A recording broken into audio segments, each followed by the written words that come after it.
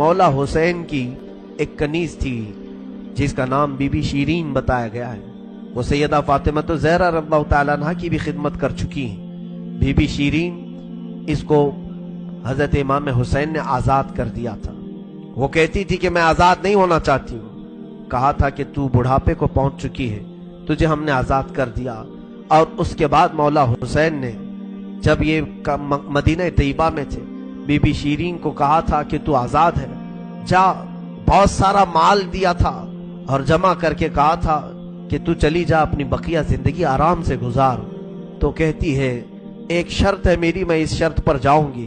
امام حسین ابن علی نے پوچھا کہ ہم نے تجھے کسی چیز سے روکا نہیں, منع نہیں کیا, کیا چیز تو چاہتی ہے؟ بی بی شیرین نے کہا تھا کہ مولا حسین بس چاہتی ہوں کہ میں گھر بنا لوں, گھر میں رہوں, ایک بار آپ اپنے قدم رکھ دینا, ہم غریبوں کے گھر پر ایک بار آپ تشریف لے آئیں, میری وہ معراج ہو جائے گی. امام حسین نے کہا بس اتنی سی بات, ہم تو غریبوں کے گھر روز جانا پسند کرتے ہیں, ہم روز جانا پسند کریں, جا ٹھیک ہے تیرے گھر ہم آئیں گے. اور بی بی شیرین نے کہا نہیں مولا, میری ایک درخواست یہ ہے کہ آپ اپنے خاندان کے ساتھ آئیں گے, اپنے شہزادوں شہزادیوں عورتوں کے ساتھ آئیں گے. مولا حسین نے ساری عورتوں سے کہا دیکھو بی بی شیرین کہتی ہے اس کے گھر دعوت ہے, ہم سب آئیں گے. اور اس کو بطور مسکراتے ہوئے آپ نے فرمایا بی بی شیرین ایسا نہ ہو کہ ہم آئیں اور تو پہچان ہی نہ سکے, ایسا نہ ہو کہ تو پہچان ہی نہ سکے. قدموں میں گر گئی, کہا کہ میں آپ کے گھر کی کھائی ہوئی, میں آپ کی پروردہ, کبھی آپ کو نہ پہچانوں, ایسا کیسے ہو سکتا ہے. وہ خاتون گئی, کوفہ کے قریب ایک چھوٹی سی بستی میں گھر بنایا, بڑا اچھا سا گھر بنایا. اور اس کی بستی والے بھی اس کی بڑی عزت کرتے تھے کہ یہ فاطمہ کے گھر کام کی ہوئی عورت ہے, حسین ابن علی کے گھر کام کی ہوئی عورت ہے. وہ ہر گھر میں جاتی تھی, بستی والوں سے کہتی تھی لوگوں دیکھنا میں نے گھر بنایا اور پیغام بھیج دیا ہے, فاطمہ کے لاڈلے شہزادہ رسول امام حسین نے مجھے وعدہ کیا ہے ایک بار وہ میرے گھر تشریف لائیں گے. بستی والے کہتے تھے کیا تیری قسمت ہے کہ تیرے گھر مولا حسین آنے کی بات کر چکے ہیں, رسول اللہ کا شہزادہ تیرے گھر آئے گا. سب اس کی گاؤں میں بڑی عزت تھی, لوگ کہتے تھے کہ اس کی بات پر حسین آنے والے ہیں.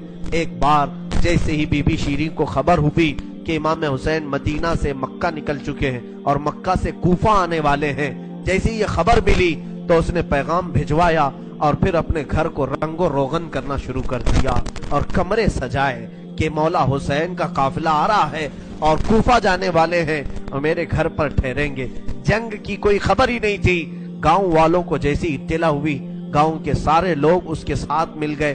پورے گاؤں میں سارے لوگ گھروں کی تیاریاں کر رہے تھے اور سب لوگ روز انتظار کرتے. بی بی شیرین پہاڑ کے ایک چوٹی پر صبح سے شام تک بیٹھتی, ہر آنے جانے والے قافلے والے کو دیکھتی جو مکہ سے کوفہ کے لیے آ رہا ہے جا رہا ہے, دیکھتی, انتظار کرتی. اس میں امام حسین اپنے گھر والوں کے ساتھ آنے والے نہیں آئے. کئی دن گزر گئے اور اسی زمانے میں ایک رات ایسی آئی کہ اس کے گھر ایک عورت آئی. کہا بی بی شیرین اٹھو جلدی. کہا کیا؟ کہ حاکم بصرہ ابن زیاد کا لشکر, بہت بڑا لشکر ہے اور وہ لشکر باہر آیا ہوا ہے, تیرا بڑا گھر ہے, وہ چاہتے ہیں کہ آج کی رات تیرے گھر میں گزارے. کہا کون لوگ ہیں, کیوں آئے ہیں؟ کہا سنا ہے کہ ایک باغی نے بغاوت کی تھی اور اس کا سر کچل دیا گیا, اسے مار کر کے اس کا سر لایا گیا ہے اور اسی کو دمشق امیر المومنین یزید کے پاس لے جایا جا رہا ہے. بی بی شیرین نے کہا پتہ نہیں کون سا باغی تھا, کس نے بغاوت کی تھی, کس سے جنگ ہوئی تھی, خبر نہیں ہے. بہرحال اگر حاکم کا قافلہ گھر کے دروازے پر کھڑا ہے تو میں دروازہ کھول دیتی ہوں. دروازہ اس نے کھولا, بہت سارے رات کا وقت ہے, شہزادوں کے سر نیزوں پر لٹکے ہوئے ہیں. حسین ابن علی کا چہرہ دھول میں اٹا ہوا تھا, زلفیں چہرے پر آئی ہوئی تھیں, بیبیاں سب باندی بنا کر لائی گئی تھیں اور سب جکڑی ہوئی تھیں, چہرے ان کے بالوں سے ڈھاکے ہوئے تھے. اس خاتون نے دیکھا اور کہا ہائے ہائے افسوس, قیدی آئے ہیں میرے گھر. مولا حسین کہتے تھے قیدیوں کے ساتھ اچھا سلوک کیا جائے, قیدیوں کے ساتھ اچھا سلوک کیا جائے. اس نے اپنے گھر میں اندر داخل کیا, جو حاکم جو اس کے سپہ سالار تھے ان سب کو اندر بلایا, رات گزارنے کا मकाम दिया, जगह दिया, और ये बीवियों को सहन के बाहर ही छोड़ दिया गया, इनको अंदर नहीं लाया गया। और इस खातून ने कहा, इन कैदियों को भी तो लाओ, मेरा घर काफी बड़ा है, मैं अंदर सुला लूंगी। इसे अब तक ये खबर नहीं थी ये लुटा हुआ काफिला है किसका, आखिर ये लुटा हुआ काफिला किसका आया है। रात के वक्त उसने खाना बनाया, सारे फौजियों ने खाना खा लिया, तो बीबी से कहा, उन कैदियों को खाना मत देना, वो खाने के मुस्तहिक नहीं है। उसने चिल्ला करके कहा, देखो हमारा दस्तूर ये है कि मैं फातिमा के घर काम कर चुकी, वहां फाके तो रखते थे लोग, घर में फाका तो होता था, लेकिन बाहर आने वाले मेहमान को भूखा नहीं रखा जाता, वो चाहे कैदी हो, बागी हो, जिस तरह के हो, मुझसे जो बन सकेगा मैं खिलाऊंगी। उसने खाने बनाए और उसके बाद लेकर के आई, और उसके बाद खाना जब सैयदा बीबी ज़ैनब के पास रखा तो बीबी ज़ैनब ने अपने दोनों हाथ दिखाए जो पीछे बंधे हुए थे। उस खातून ने, बीबी शीरीन ने खोला और उनके बालों से चेहरा ढका हुआ था, और उसने खाना परोसा कि खा लो बीबियों, खा लो। तो बीबी ज़ैनब ने पुकार करके अपने भाई का नाम लिया, या हुसैन इब्ने अली।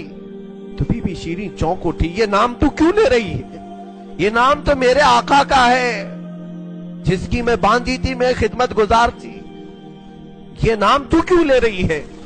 बीबी ज़ैनब कहती है, बीबी शीरीन क्या हमने तुझे पहचान लिया? बाबा नहीं कहते थे, किसी दिन हम घर पर आए और तू पहचान ही ना सके।